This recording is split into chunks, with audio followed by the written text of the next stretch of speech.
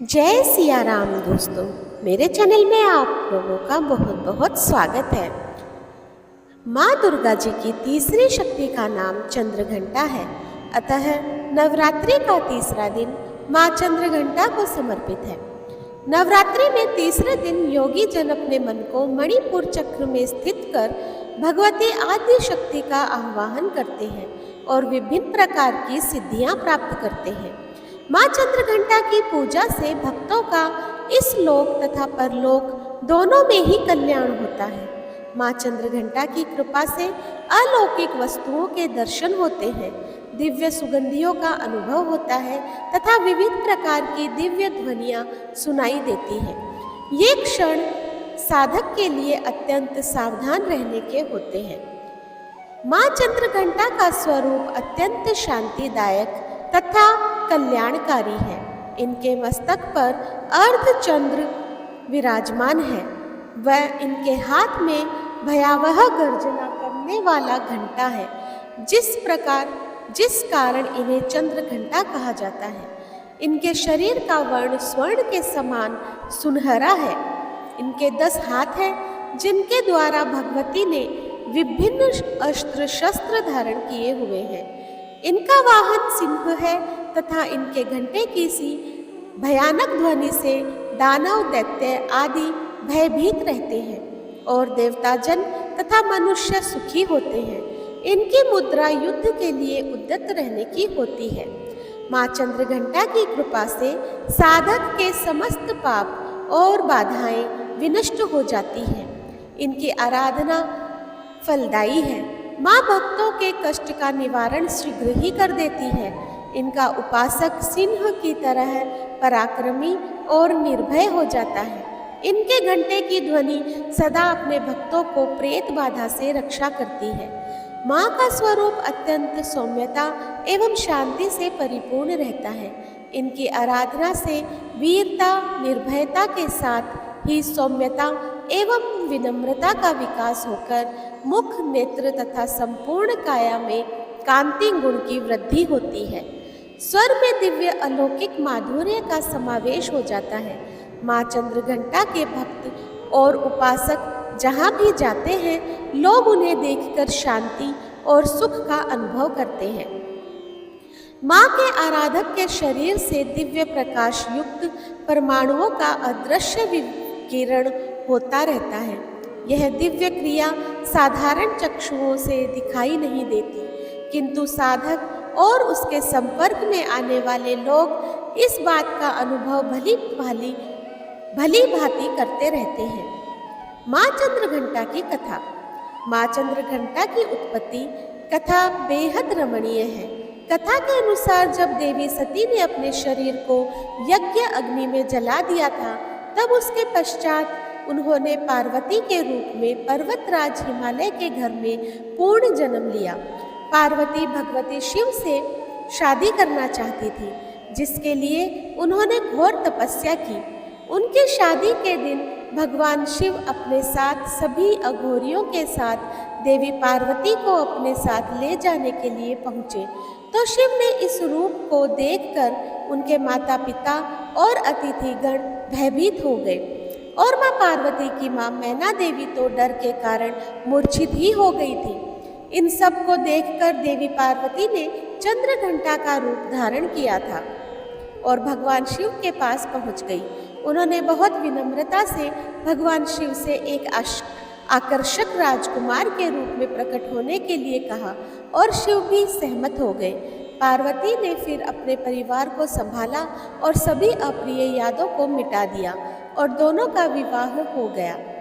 तब से देवी पार्वती को शांति और क्षमा की देवी के रूप में उनके चंद्रघंटा अवतार में पूजा जाता है। माँ चंद्रघंटा की एक और कथा। एक बार असुरों का स्वामी महिषासुर और देवताओं के स्वामी इंद्र के बीच लंबे समय तक युद्ध चला। महिषासुर ने देवताओं पर विजय प्राप्त कर इंद्र का सिंहासन हासिल किया और स्वर्गलोक पर राज करने लगा। इसे देखकर सभी देवतागण परेशान हो गए और इस समस्या से निकलने के लिए उपाय जानने के लिए सभी देवता त्रिदेव भगवान ब्रह्मा विष्णु और महेश के पास गए। देवताओं ने बताया कि महिषासुर ने इंद्र, चंद्र, सूर्य, वायु और अन्य देवताओं के सभी अधिकार छीन लिए हैं और उन्हें बंधक बनाकर स्वयं स्वर्गलोक का राजा बन गया है। देवताओं ने बताया कि महिषासुर के अत्याचार के कारण अब देवता पृथ्वी पर विचरण कर रहे हैं और स्वर्ग में उनके लिए स्थान नहीं है। यह सुनकर ब्रह्मा, विष्णु और भगवान शंकर को अत्यधिक क्रोध आया। क्रोध के कारण तीनों के मुख से ऊर्जा उत्पन्न हुई। देवताओं के शरीर से निकली हुई ऊर्जा भी उस ऊर्जा से जाकर मिल गई। यह दशों दिशाओं में व्याप्त होने लगी। तभी वहाँ एक देवी का अवतरण हुआ। भगवान शंकर ने देवी को त्रिशूल और अन्य भगवान विष्णु ने चक्र प्रदान किया। इसी प्रकार सभी देवी देवताओं ने भी माता के हाथों में अस्त्र शस्त्र सजा दिए। इंद्र ने भी अपना वज्र और ऐरावत हाथी से उतरकर एक घंटा दिया। सूर्य ने अपना तेज और तलवार दिया और सवारी के लिए शेर दिया। देवियां महिषासुर से युद्ध के लिए पूरी तरह से तैयार थी। उनका विशालकाय रूप देखकर महिषासुर यह समझ गया था कि अब उसका काल आ गया है। महिषासुर ने अपनी सेना को देवी पर हमला करने के लिए कहा। अन्य दैत्य और दानवों के दल भी युद्ध में कूद पड़े। देवी ने एक ही झटके में ही दानवों का संहार कर दिया। इस युद्ध में महिषासुर तो मारा ही गया, साथ में अन्य बड़े दानवों और राक्षसों का संहार माँ ने कर दिया। इस तरह माँ ने सभी देवताओं को असुरों से अभयदान दिलाया। माँ चंद्रघंटा का उपासना मंत्र एवं विधि। पिंडच प्रवरारूढ़ा चंडकोपास्त्र कैर्युता प्रसादम तनुते महाम चंद्रघंटेति विश्रुता। स्वर्ण के समान उज्ज्वल वर्ण वाली माँ चंद्रघंटा का स्वरूप बहुत ही अद्भुत है। इनके 10 हाथ हैं, जिनमें इन्होंने शंख, कमल, धनुष, बाण, तलवार, कमंडल, त्रिशूल, गदा आदि शस्त्र धारण कर रखे हैं। तो दोस्तों, ये थी नवरात्रि के तीसरे दिन माँ चंद्रघंटा की कथा। अभी शुरू करते हैं नवरात्रि के चौथे दिन की माँ कुष्मांडा की कथा। माँ श्री दुर्गा का चतुर्थ रूप कुष्मांडा है। अपनी मंद हंसी से अपने उदर से अंड अर्थात ब्रह्मांड को उत्पन्न करने के कारण इन्हें कुष्मांडा देवी के नाम से जाना जाता है। संस्कृत भाषा में कुष्मांड कुम्हड़े को कहा जाता है। कुम्हड़े की बलि इन्हें प्रिय है, इस कारण से भी इन्हें कुष्मांडा के नाम से जाना जाता है। जब सृष्टि नहीं थी और चारों ओर अंधकार ही अंधकार था, तब इन्होंने ईर्षद हास्य से ब्रह्मांड की रचना की थी। यह सृष्टि की आदि स्वरूपा है और आदि शक्ति भी। इनका निवास सूर्य मंडल के भीतर के लोक में है। सूर्य लोक में निवास करने की क्षमता और शक्ति केवल इन्हीं में है। कुष्मांडा देवी के शरीर की चमक भी सूर्य के समान ही है और कोई और देवी देवता इनके तेज और प्रभाव की बराबरी नहीं कर सकते। माता कुष्मांडा तेज की देवी है। इन्हीं के तेज और प्रभाव से दसों दिशाओं को प्रकाश मिलता है। कहते हैं कि सारे ब्रह्मांड की सभी वस्तुओं और प्राणियों में जो तेज है वो देवी कुष्मांडा की देन है। श्री कुष्मांडा की उपासना से भक्तों के समस्त रोग शोक नष्ट हो जाते हैं। इनकी आराधना से मनुष्य त्रिविध ताप से मुक्त होता है। माँ कुष्मांडा सदैव अपने भक्तों पर कृपा दृष्टि रखती है। इनकी पूजा आराधना से हृदय को शांति एवं लक्ष्मी की प्राप्ति होती है। इस दिन भक्त का मन अनाहत चक्र में स्थित होता है, अतः इस दिन उसे अत्यंत पवित्र और शांत मन से कुष्मांडा देवी के स्वरूप को ध्यान में रखकर पूजा करनी चाहिए। माँ कुष्मांडा कथा।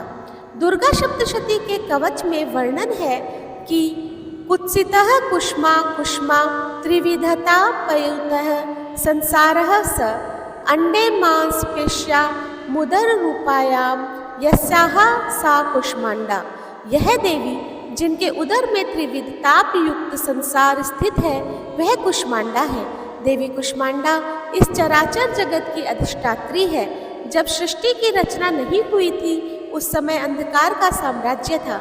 देवी कुष्मांडा जिनका मुखमंड सैकड़ों सूर्य की प्रभा से प्रदीप्त है, उस समय प्रकट हुई। उनके मुख पर बिखरी मुस्कुराहट से सृष्टि की पलकें झपकनी शुरू हो गई और जिस प्रकार फूल में अंड का जन्म होता है, उसी प्रकार कुसुम अर्थात फूल के समान माँ की हंसी से सृष्टि में ब्रह्मांड का जन्म हुआ। इस देवी का निवास सूर्य मंडल के मध्य में है और यह सूर्य मंडल को अपने संकेत से नियंत्रित करती है। माँ कुष्मांडा का स्वरूप। देवी माँ कुष्मांडा अष्टभुजा से युक्त है, अतः इन्हें देवी अष्टभुजा के नाम से भी जाना जाता है। देवी अपने इन हाथों में क्रमशः कमंडलू, धनुष, बाण, कमल का फूल, अमृत से भरा कलश, चक्र तथा गदा है। देवी के 8वें हाथ में बिजरंके यानी कि कमल फूल का बीज का माला है। यह माला भक्तों को सभी प्रकार की रिद्धि सिद्धि देने वाली है। देवी अपने प्रिय वाहन सिंह पर सवार है।